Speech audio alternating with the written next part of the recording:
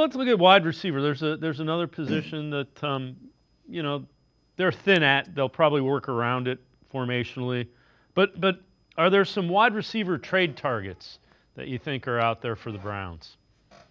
I absolutely think you look at a team like the New England Patriots, and the Patriots, like, I mean, once you look at a team and you're like, all right, well, those 8 guys can make the roster. Well, right, nobody's keeping 8 wide receivers. You know what I'm saying? Like a player like Kayshon Boutte, who was a great player at LSU. Then he went through the draft process, and what we found out is that Kayshon Boutte just wasn't very athletic.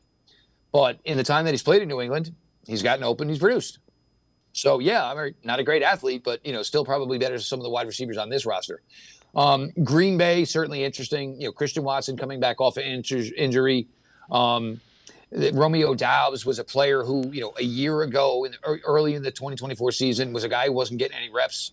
And he wasn't like troublesome bad about it, but it was like, I just had a nice playoff run last year. I don't understand where my fit is now that I can't really get much time here. Green Bay drafted another 2 wide receivers this year. So that's a team that's certainly got a lot of depth.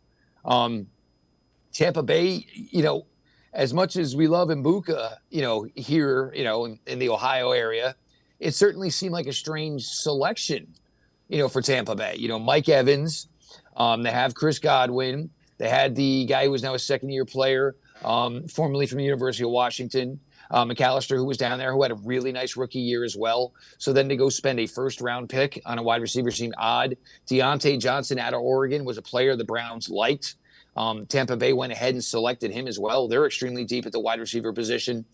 The Browns, they're in a pretty good spot because obviously anybody that gets waived, they will have second priority to take that player in.